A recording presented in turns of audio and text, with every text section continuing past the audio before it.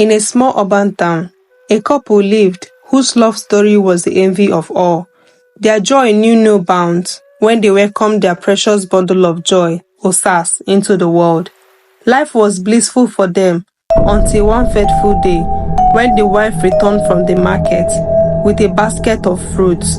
Little did they know that this innocent act would change their lives forever. As the evening settled in, Osas retired to bed without partaking in the fruits her parents had consumed.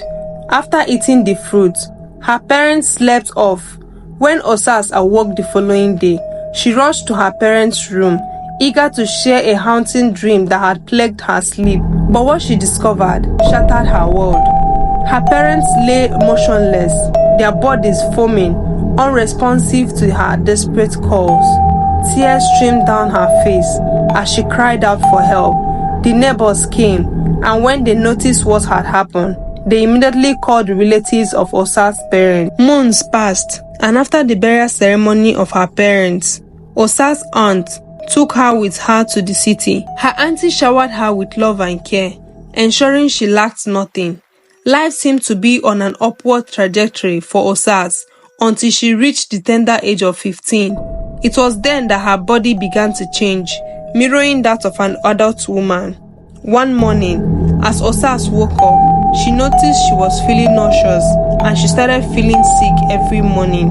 Her auntie noticed and asked what the problem was, but she kept saying it was nothing. She kept feeling that way and started missing school. Her auntie decided it was time to consult a doctor. At the hospital, the doctor's words reverberated, leaving both Osas and her auntie in disbelief. Pregnant? How could this be? Her auntie had always been vigilant, ensuring Osas' well-being and providing for her every need. She couldn't fathom how her beloved niece was in such a predicament. Since they moved to the city, her auntie had been a pillar of support, guiding and nurturing Osas every step of the way. She had provided for her, ensuring she never had to resort to desperate measures.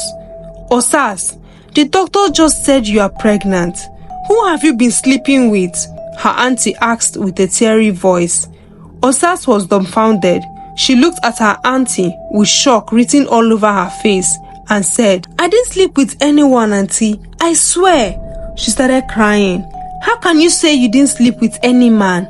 Is pregnancy water that you drink?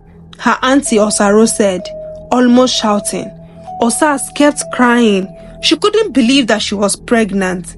They went home that day, and everything changed from that day onwards. Rumors went around that Osas was pregnant, and people stayed away from her. Other parents, especially mothers, started using Osas as an example of the consequences of a wayward life. 3 months later, Osas' belly began to grow, confirming the rumor that she was expecting a child.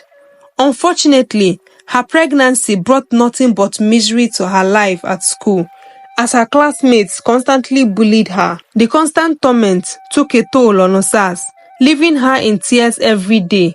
It was then that her auntie, seeing her distress, suggested that she take a break from school until after she gave birth. Despite her disappointment and heartache, Osas' auntie Osaro remained kind and supportive. She took on the caretaker role, ensuring Osas faced no difficulties during this challenging time. Although Osaro had no children, she embraced Osas as her own, finding solace in that she would soon have a baby in the house. However, as time passed, Osaro couldn't help but notice her husband's increased attention towards Osas since her pregnancy. Initially, she brushed it off as mere kindness, but it soon became apparent that his actions crossed boundaries. From that moment on, Osaro's feelings towards Osas took a sharp turn. She couldn't help but feel jealous whenever she looked at her niece. It seemed her husband's attention had shifted entirely towards Osas and her growing belly. The once caring and loving husband now showered Osas with gifts and constantly asked her what she needed. It was as if Osaro had become invisible in her own home. One fateful morning, Osaro woke up to find her husband missing from their bed. Panic washed over her as she frantically searched for him. As she opened the door to Osaro's room, her worst fears were confirmed. He emerged from the room with a flimsy excuse on his lips. "I heard a noise and went to check on her," he stammered. Osaro's heart sank, but she remained silent, not wanting to confront the truth that was staring her in the face. From that day forward, Osaro's jealousy consumed her. She took out her frustrations on Osas, assigning her impossible tasks even when she knew her niece could not perform them. "Go and fetch water, you lazy girl," she would yell, her voice dripping with bitterness. Osaro treated Osas poorly, ensuring she was always occupied and never at rest. Despite this, her husband continued to shower Osas with gifts. When Osaro realized her husband's actions hadn't changed, she devised a new strategy. She sent Osas away in the evenings, instructing her not to return until someone was sent to fetch her. This routine persisted until one fateful day when Osaro asked Osas to run an errand. While on her way to the market, Osas slipped and fell. Bystanders quickly rushed her to the hospital, where she was taken to the emergency ward. Within an hour, Osas gave birth to a baby boy. News of the birth reached her auntie, but by the time she arrived, Osaro's husband had already settled the hospital bills.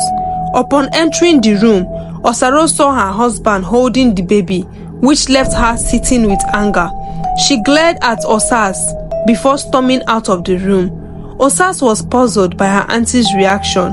Initially, she thought it was due to her pregnancy and the shame it brought, but her recent behavior suggested otherwise. Months later, rumors began circulating about the baby's resemblance to Osaro's husband. As Osaro's friends came to visit, one of them couldn't resist commenting, "Osaro, why are you sitting comfortably in the water while soap stings your eyes?" Confusion etched across her face. Osaro questioned the meaning behind the statement. Pointing towards Osas, her friend revealed, "Haven't you noticed the uncanny resemblance between Osas's son and your husband? You seem to be the only one oblivious to it." Osaro didn't act as though it bothered her. She continued chatting with her friends until they departed. As soon as they left, she hurriedly picked up the baby and gazed at him intently. It was then that she noticed the striking resemblance between the child and her husband. Tears streamed down her face, a sense of betrayal washing over her. Without hesitation, she called Osas. Upon her arrival, Osaro delivered a resounding slap, followed by another, before launching into a physical assault. Despite Osas's pleas and tears, Osaro's anger consumed her. She went and brought a knife and said she would kill her if she didn't leave her house. Osas was begging and begging, but her auntie carried the baby, gave it to her and threw her out with some of her things. Osas carried her child and left. She didn't know where to go to. Her auntie Osaro was the only relative she knew. As she wandered, she stumbled upon an uncompleted building, seeking shelter for the night, clinging to the hope that her auntie would have a change of heart. However, the night passed without sign of her auntie, leaving Osas and her crying baby David alone in the darkness. David kept crying and crying the whole night. Osas couldn't feed him because she was already exhausted, and there was no breast milk coming out of her breast because she hadn't eaten and the baby had sucked the whole food in her. The following day, she walked down the street with her child, asking for help from strangers, hoping for a kind soul to show her some compassion. Before long, a woman approached her and tapped her on the shoulder. Osas turned around and exclaimed, "Auntie Obi!" She was overjoyed to see her mother's friend. Even though it had been a while since they last met, Auntie Obi recognized her immediately, as Osas was the same little girl she used to carry around when visiting her friend. "What are you doing here? Where is your auntie? Is this her child?" Auntie Obi asked in one breath. Osas burst into tears and confessed, "The child is mine." Auntie Obi was shocked, but urged Osas not to say anything more and invited her to come with her. "When we get home, and you freshened up, you will tell me everything. Let's get the baby something to eat, she said, leading Osas to her house. After feeding them and letting them rest, Antiope was surprised that Osas slept peacefully throughout the night. The following day, when Osas woke up, Antiope asked if she was feeling rejuvenated, and she replied, "Yes, Auntie, thank you so much." "Come, let's discuss this before the baby wakes up," Antiope said, shifting to the other side and making a space for Osas to sit beside her. When Osas sat beside her, she told Antiope everything that happened. Antiope couldn't understand how Osas didn't know who the father of her child was. After listening to Osas' story, she was touched by her plight and said, "You can stay with me, Osas. You are still a young girl. I will take care of you and the baby. Your mother won't be happy if I allow anything bad happen to you." Osas, with tears in her eyes, quickly knelt down and started thanking her. "Auntie, God bless you. Thank you so much. God will bless you, Auntie." From that day, Antiope took care of Osas, and after she stopped breastfeeding her son David, she suggested that Osas start school and finish high school. Osas was overjoyed. While staying with Antiope, she was curious about her husband's whereabouts, but didn't know how to ask. One day, while doing house chores, Osas heard a knock at the door. She quickly went to open it and was greeted by a middle-aged man. "Where is my wife and who are you?" the man asked. Immediately Antiope heard the voice, she came out and they hugged each other. Antiope's husband, a military man, had just returned from a 7-month trip, which was why Osas hadn't seen him when she first moved in. "Oh honey, remember my friend's daughter I told you about?" "Yeah, this is her," Antiope said. Oh, such a beautiful poor child. How are you?" Mr. Obum asked, looking at Osas. "I am fine, sir, thank you. Thank you for allowing me stay here," she added. "Oh, such a well-trained child," Mr. Obum said. Antiope and her husband went into the room, and Osas continued with what she was doing. Few months after Obum joined them in the house, Osas's body started changing again. She was always having morning sickness and throwing up. Antiope, after making breakfast one morning, discovered Osas was still sleeping and it was past school time. She went into her room to wake her up and saw her throwing up. She asked, "What is wrong with you, Osas?" Osas, looking at her, said, "I don't know, Auntie. I've been throwing up for days now. Wash up and prepare. We're going to the hospital. You need to see a doctor," Antiope said. When they arrived at the hospital, the doctor conducted some tests on Osas and requested to speak with Antiope. When she entered the doctor's office, he broke the news that Osas was pregnant. Antiope was in disbelief. "She's what? Doctor, are you certain? How is that possible? I'm always by her side. She never goes out. I keep a close eye on her like a hawk." "Madam, I don't have all the answers to your questions, but based on the lab results, she is indeed pregnant." "Who did you sleep with, Osas? Who is the father of your child?" Antiope inquired. "Auntie, I've already told you my story. I don't know who David's father is. I'm not talking about David. I'm talking about the child you are carrying right now. You are pregnant, Osas." Antiope almost shouted. Osas collapsed. After Antiope revived her and gave her water, she regained consciousness. "Auntie, did you say I'm pregnant again? Again? No, not again," Osas sobbed. "How can I be pregnant again when I don't even know the father of my first child? Am I cursed?" She continued crying. Antiope comforted her and took her back home. Months later, Osas gave birth to another baby boy. She wasn't pleased with how her life had turned out. At 16, she was already a mother of 2. Antiope wasn't happy either, but she continued to support Osas because, for some inexplicable reason, she believed Osas was telling the truth. But what could she make of such a situation? How could someone get pregnant without even realizing it? Lost in her thoughts, a nurse interrupted her. "Hello, ma. She's ready to be discharged now." the nurse informed her. "Oh, thank you," Auntie Obi replied. When Osas and Auntie Obi got home, they met Obum, who had been away for months. He wasn't aware of Osas' pregnancy. Auntie Obi felt it was a shameful thing to discuss with anyone, not even her husband. "Another child? Whose child is this again? Do you have like a factory where you produce babies?" Obum asked all in one breath. Osas was shedding tears. She couldn't say a word. She just carried her baby and went inside the room with David. "Babe, let's go inside the room. I will tell you everything that has happened while you were away," Auntie Obi said. When Auntie Obi and Obum got married, they had 2 children.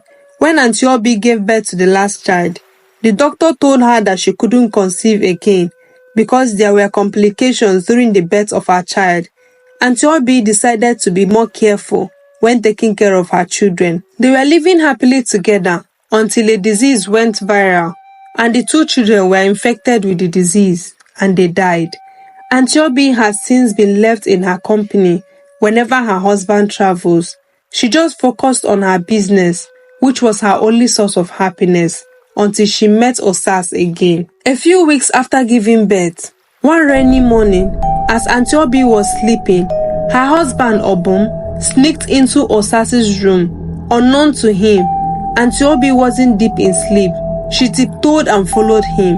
When she got to the door, she waited to hear what they were discussing, but she heard a moaning sound instead. Auntie Obi was very angry. She opened the door and saw her husband on top of Osas making love. She burst into tears, and her husband quickly got down and started begging her, but Osas just lay there and was looking at them. "Before 10 a.m., I want you to leave my house and never to return. You are such an ungrateful person, Osas. How can you betray my trust? What did I do to you? I was only being a good friend, and you decided to pay me back with evil," Auntie Obi said, crying. Osas was just staring at her and didn't say a word. Auntie Obi ran into her room and she cried herself to sleep. Osas woke up the next morning and began her usual house chores. She made breakfast and called Auntie Obi to come and eat so she could bathe her second son, Mark. When she opened the door, she was met by a very angry Auntie Obi. "What are you still doing here? I thought I made myself clear that I don't ever want to see you again, you ungrateful child," Auntie Obi said. Osas was looking confused. "Auntie, what did I do? Did I offend you? I'm so sorry if I did. Please forgive me." But Auntie Obi became even more infuriated and slapped her. "How can you still be pretending you didn't know what happened? Even when I saw you with my own eyes, Osas. So it is not enough that he slept with my husband. You have the guts to look at me in the face and still lie to me. Get out of my house this minute. Take your bastard children with you and don't ever come back here again," Auntie Obi said. Osas was totally confused. An ocean of tears was dripping down her face, but she gathered herself and carried her children and left. She kept thinking about what Auntie Obi said. She saw the pain in her eyes and knew she wasn't lying about what she said. But how and when did she sleep with Uncle Obum? This thought consumed her. She kept walking and looking for an uncompleted building to stay, just like she did when her auntie Osaro threw her out. When she found one, she decided to stay there and start hustling.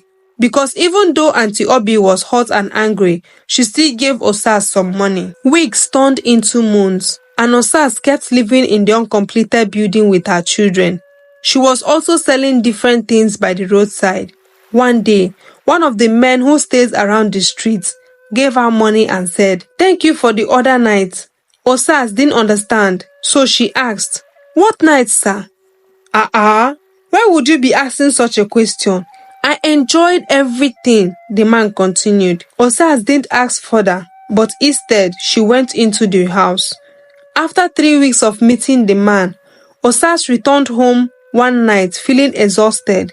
She fed David and Mark, put them to bed and fell asleep almost instantly. Suddenly she was awoken by someone tapping her, urging her to wake up. At first she thought she was dreaming, but the persistent tapping grew more forceful. Startled, she got up to find a man instructing her to follow him. "Come with me, you are in danger," he said, pulling Osas along. Confused, she complied, carrying Mark while the man held David. He led them to a car, urging Osas to get in with her children. Hesitant, she was warned, "It's for your own safety. If you want to protect yourself and your children, please get in now." Reluctantly, Osas entered the car with her children, and the man drove away. Upon arriving at a stunning two-story building, the man escorted Osas out of the car, helped her with David, and guided her inside. Mesmerized by the house, Osas couldn't resist looking around in awe. The man offered to show her to a room, but Osas demanded answers. "Who are you? How did you find me? Why have you brought me here? What is going on?" she questioned firmly. "I won't cooperate unless you explain everything to me." "Pardon me, my name is Benson. This evening, on my way home from the hospital, I parked beside the uncompleted building where you lived. I didn't know anyone lived there though, until I overheard 5 men talking about how they would take turns sleeping with a girl who has 2 children and stays in that building. One of them was telling the others that he had slept with her and he enjoyed it. So I went in through the other side so they wouldn't see me. They planned to come later that night. After they left, I started searching for where the girl and the 2 children were, and that was when I saw you. I didn't see any other person in the building, so I assumed it was you they would come for. That was why I had to bring you here." Osas knelt down and started thanking him, but he asked her to sit down.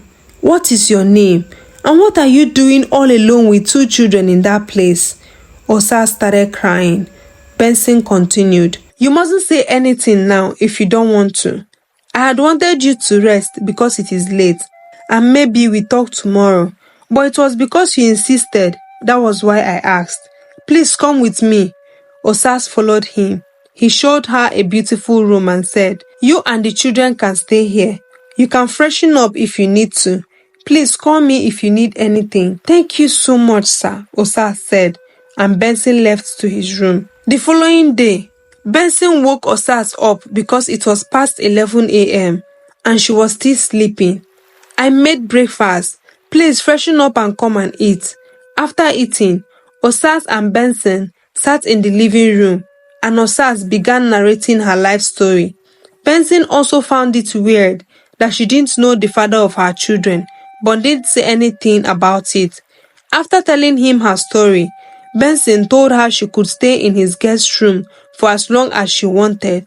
He lived alone and wouldn't mind having company.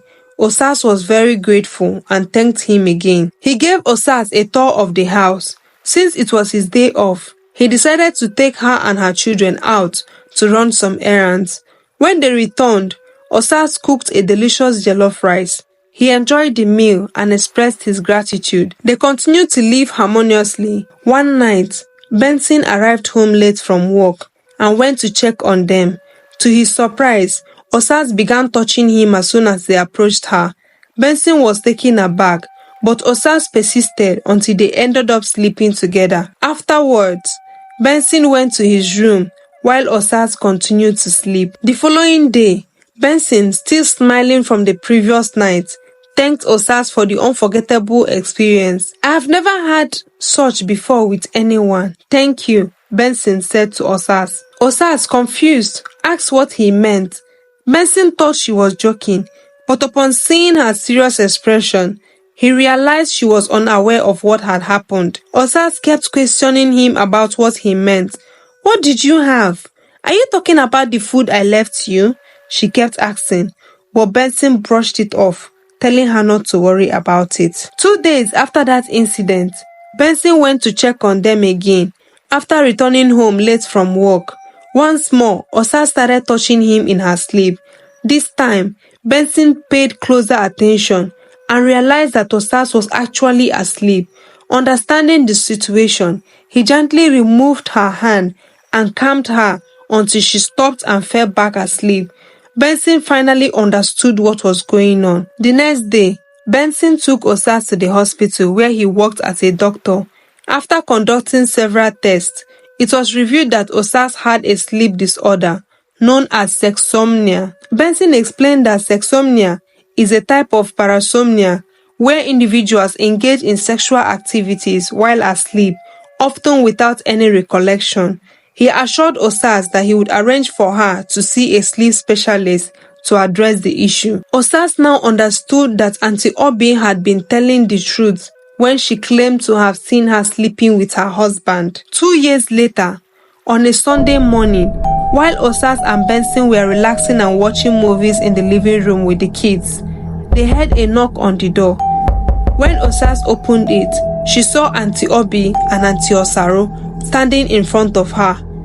"Auntie, what are you two doing here? And how did you find me?" "Please, we need to talk to you, Osas," Auntie Obi said. "When I went to the hospital for a medical checkup, I saw you coming out of Dr. Benson's office. I told him I knew you and your family. I was still angry and bitter about what you did. I told him why I was angry, and that was when he told me about your sickness. I should have known when you were telling me you didn't know what I was talking about. I am so sorry, Osas." "Auntie, please come inside and sit down." When they sat down, Auntie Obi continued. "When I left the hospital that day, I confronted my husband, and he told me he went to your room to sleep with you.